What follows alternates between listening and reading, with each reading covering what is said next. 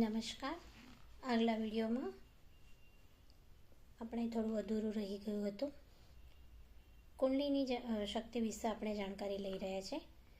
એક વ્યક્તિની સાધનાના પરિણામે જે શક્તિ પેદા થાય છે તેનાથી અનેકનું કામ થઈ શકે છે. એટલું જ નહીં પણ વાતાવરણને બદલી શકાય છે, સમગ્ર વિસ્તારને પ્રભાવિત કરી શકાય છે. ને આ વાત સાચી છે. અન્ય દાનોના જેમ શક્તિદાન પણ થાય છે.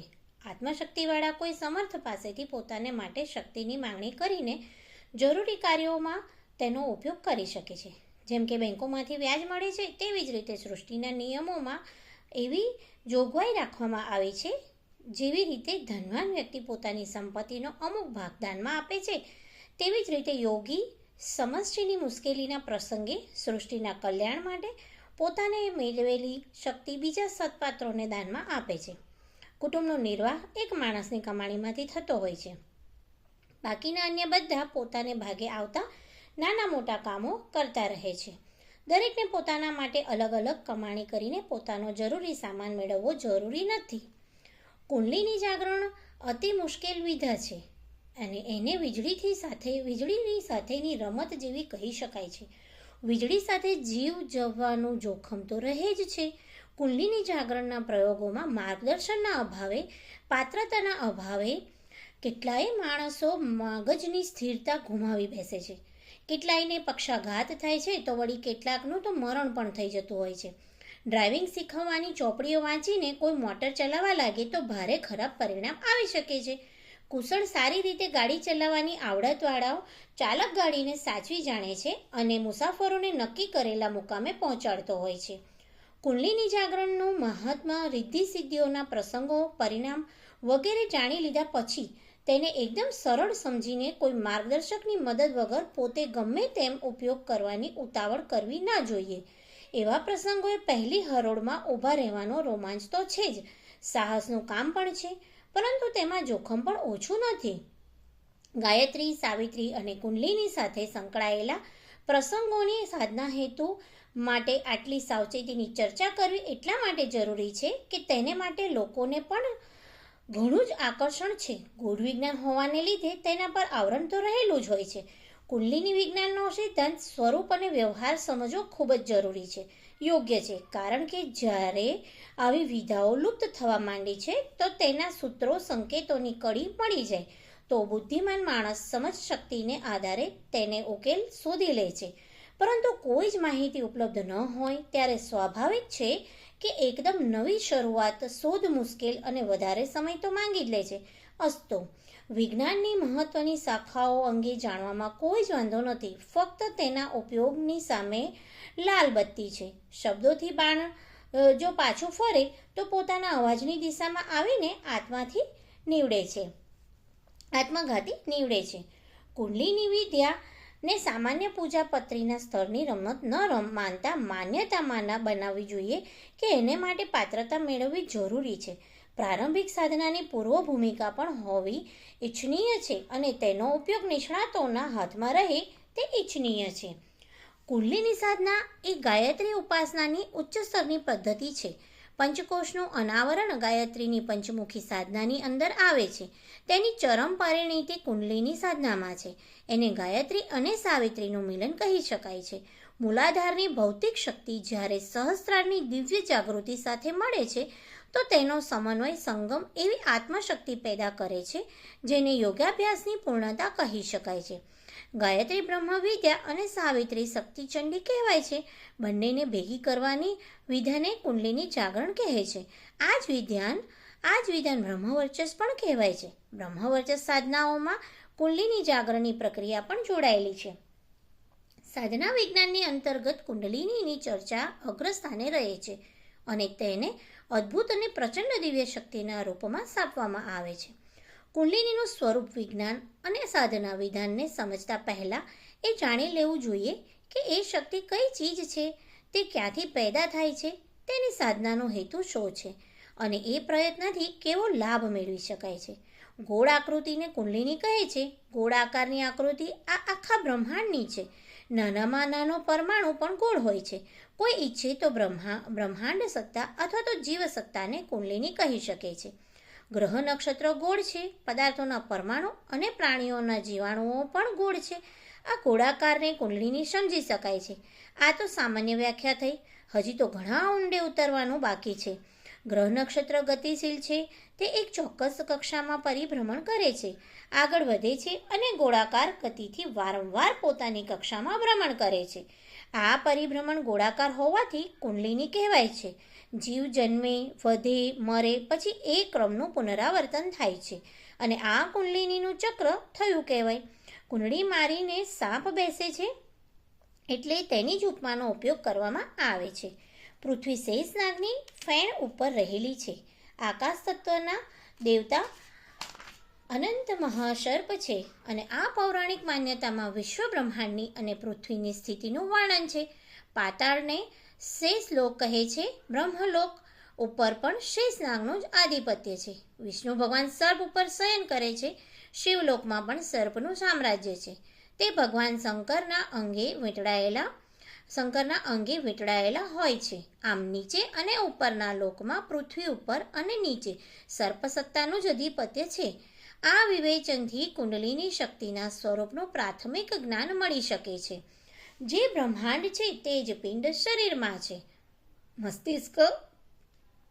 મસ્તિષ્ક બ્રહ્મલોક છે અને મૂલાધાર ભૂલોક છે. બંને પર સર્પશક્તિનું આધિપત્ય છે. મસ્તિષ્કમાં સહસ્રાર ચક્ર, સહસ્ર ફેનવાળો, વિષ્ણુની સંજ્ઞા માટે ઉપયોગમાં આવતો મહાસર્પ છે. સર્પિણી કુંડલિની જનનેન્દ્રિયના મૂળમાં છે. પ્રાણીના શરીરની ઉત્પત્તિ અહીંથી થાય છે. સ્ત્રીની જનનેન્દ્રિય આકૃતિ ગોળાકાર હોય છે. સ્ત્રી અને પુરુષ બંનેની જનનેન્દ્રિય એક સૂક્ષ્મ ગોળી જેવી છે. તેનું કદ અથવા કુંડ નામથી આધ્યાત્મશાસ્ત્રોમાં વિસ્તારથી વર્ણન આવે છે. એમાં કુંડલિની શક્તિનું રહેઠાણ માનવામાં આવે છે. તેને સુપ્ત સર્પિણીની ઉપમા આપવામાં આવી છે. વાસ્તવમાં એ વીજળીનો પ્રવાહ છે જે સાધારણ રીતે પ્રજનનનો હેતુ પૂરો કરવાના સાધનો એકઠા કરે છે. સાથે જ પ્રાણીના શરીરની સ્થિરતા અને પ્રગતિ માટે જે કંઈ જરૂરી છે તેને શક્તિ રૂપે પેદા કરે છે. શક્તિનું જ વિકસિત રૂપ પદાર્થ છે. શરીરના અવયવ રાસાયણિક પદાર્થોમાંથી બને છે. તે તત્વતઃ શક્તિરૂપ છે. શક્તિ જ સાધન થઈને રાસાયણિક અને બીજા પદાર્થોનું રૂપ ધારણ કરે છે અને તેના સંયોગથી શરીર બને છે. ટૂંકમાં શરીર રચનાનું મૂળ તત્વ, મૂળ આધાર એક વિદ્યુત શક્તિના રૂપે ઉદ્ભૂત થાય છે. રતિક્રિયાના ઘર્ષણથી આ જ ઊર્જા પેદા થાય છે, જેનાથી શુક્રાણુ અને ડિંબ કીટ મળીને ગર્ભધારણનો સુયોગ બનાવે છે. શરીરની બધી ગતિઓ, ક્ષમતાઓ અને વિશેષતાઓનું શ્રેય જે ગુણસૂત્રોને આપવામાં આવે છે, તેમાં જે વંશની સંપદા શોધવામાં આવે છે, તે ખરેખર એક સચેતન વિદ્યુતની જ પ્રતિક્રિયાઓ છે. આ પ્રાણ વિદ્યુત કોઈ શરીરને પેદા કરવાથી માંડીને તેને જીવનભર ટકાવી રાખવાનું માળખું તૈયાર કરે છે. એમાં શરીર અને મનની રચના સમાયેલી છે. ટૂંકમાં પ્રાણ ધારણ કરનારા શરીરનું અસ્તિત્વ, સ્વરૂપ અને ભવિષ્ય નક્કી કરનારી પ્રાણ વિદ્યુતનું નામ જ કુંડલિની છે. પૃથ્વીની ધરી ઉપર ધ્રુવમાં છે, ત્યાંથી તે અંતર્ગ્રાહી શક્તિઓના વિશાળ ભંડારમાંથી પોતાને માટે ઉપયોગી અને જરૂરી વસ્તુઓ ખેંચે કે ભેગી કરે છે. ઉપયોગ ક્યાં પછી જે કચરો છોતરો છે જે વધે છે તેને દક્ષિણ ધ્રુવના માર્ગે બહાર કાઢે છે. સામાન્ય રીતે ખેંચવાનું કેન્દ્ર મહત્વનું લાગે છે અને બહાર કાઢવાનું હલકું લાગે છે, પરંતુ વાત એવી નથી. બધા બહાર કાઢવાની વ્યવસ્થા ન રહે તો ભેગું કરવાનું મહત્વ નહીં રહેશે. ગાય ઘાસ ખાય છે પરંતુ દૂધ દોહવામાં ન આવે તો સ્તનને જ નહીં આખા શરીરને હાનિ થાય છે. મળ વિસર્જનની શક્તિ ન રહેતા એવી તકલીફ થાય છે, જેવી કે ભૂખ લાગે ત્યારે અંતરિક્ષીય રોકેટ છોડવામાં જે શક્તિ ખર્ચાય છે તે બધા જાણે છે. પૃથ્વીની આકર્ષણ શક્તિને છોડીને રોકેટ બહાર કાઢવું એ મોટું કામ છે. આ કામ રોકેટ પ્રક્ષેપણ કેન્દ્ર પર પૂરતા પ્રમાણમાં ઉર્જા એકઠી કરીને જ પૂરું કરવામાં આવે છે. એટલા માટે મહત્વ એનું છે. દડાને દૂર સુધી ફેંકવા કેટલીક શક્તિનો ઉપયોગ કરવો પડે છે. ખેંચવાની શક્તિનું મહત્વ તો બધા જાણે છે. કૂવામાંથી પાણી કાઢવામાં, જમીનના અંદરના પડમાંથી તેલ, કોલસા વગેરે ખનિજ બહાર લાવવામાં કેટલી શક્તિનો ઉપયોગ કરવો પડે છે.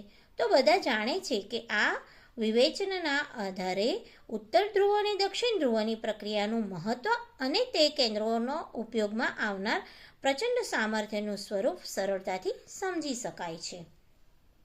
પૃથ્વીની સરખામણી માનવીના શરીર સાથે કરવામાં આવે છે. આધ્યાત્મ ચર્ચામાં તેને ભૂલોક પણ કહેવામાં આવે છે. બ્રહ્માંડ વિશાળ વિશ્વને કહે છે અને પિંડ પૃથ્વીને કહે છે. એવી જ રીતે બ્રહ્મ અને જીવને સમજવા જોઈએ. સૌરમંડળ અને પરમાણુ ઘટકની સ્થિતિ એક જેવી છે. બંનેની અંદર સમાન સિદ્ધાંત કામ કરે છે અને સમાન સ્તરે ક્રિયાઓ થાય છે. એવી જ રીતે વિરાટ બ્રહ્મ અને માનવ અંડની સ્થિતિ સમજવી જોઈએ. પૃથ્વી વિરાટ છે અને માનવીય શરીર તેની લઘુ આકૃતિ છે. જીવ બ્રહ્મનો અંશ છે અને શરીર પોતાની આ જ પૃથ્વીની રીતિ નીતિ અપનાવે છે. કહેવામાં આવી ચૂક્યું છે કે ઉત્તર ધ્રુવની સરખામણી માનવીય શરીરના મસ્તિષ્કના મધ્ય ભાગ સાથે કરવામાં આવે છે અને દક્ષિણ ધ્રુવને જનનેન્દ્રિય મૂળ સાથે રાખવામાં આવે છે.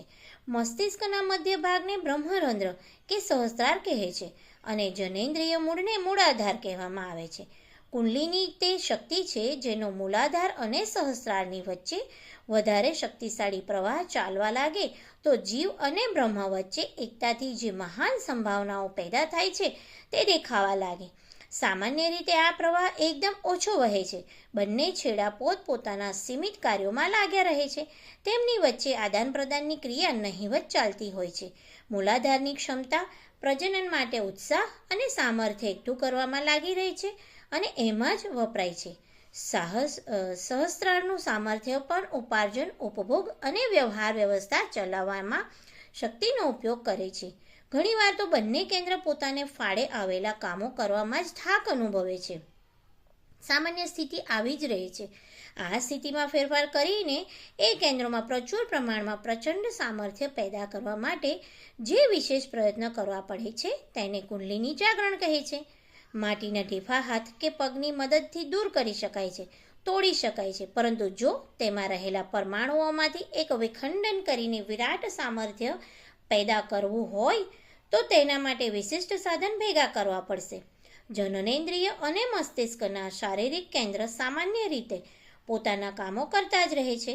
તેમાં કોઈ મોટો વિક્ષેપ આવી જાય તો દવાની મદદથી સુધારી શકાય છે. જો આ કેન્દ્રોમાં રહેલી બીજ શક્તિને બહાર લાવીને એને ઉચ્ચ સ્તરીય બનાવવાનો હોય તો પછી સામાન્યથી આગળ વધીને અસામાન્ય ઉપયોગ અને ઉપચાર અપનાવવા પડશે.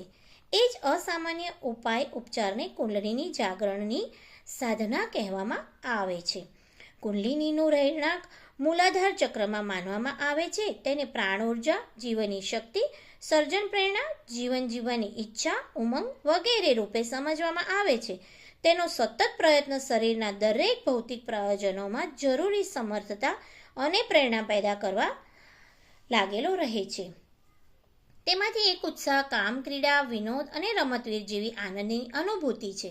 આ પ્રયોજનમાં સામાન્ય રીતે કામ કૌતુકની હિલચાલને પ્રાધાન્ય મળે છે. પ્રકૃતિએ પ્રાણીઓના વંશના રક્ષણને ધ્યાનમાં રાખીને એવું ઉત્સાહનું પ્રમાણ શરીરોમાં થોડુંક વધારે જ રાખ્યું છે. એટલા માટે રતિ પ્રયોજનોના અર્થમાં જ હાલમાં કામ શબ્દનો ઉપયોગ થાય છે. મૂળ અર્થ એનાથી ક્યાંય વધારે વિશાળ છે. તેમાં કર્મઠતા અને પ્રગતિશીલતાના ઉમંગનું સંમેલન પણ કરી શકાય છે. જો એવું ન હોય તો જીવનના 4 મુખ્ય ફળો ધર્મ, અર્થ, કામ, મોક્ષમાં કામ શબ્દનો ઉપયોગ કરવામાં આવ્યો જ ના હોત. ભલા યોગી, તપસ્વી, બ્રહ્મજ્ઞાની, તત્વજ્ઞાની કામ જેવી અશ્લીલ અને શક્તિનો ઘટાડો કરનારી પ્રક્રિયાનો જીવનમાં મુખ્ય પ્રયોજનમાં સમાવેશ શા માટે કરે? ધન્યવાદ.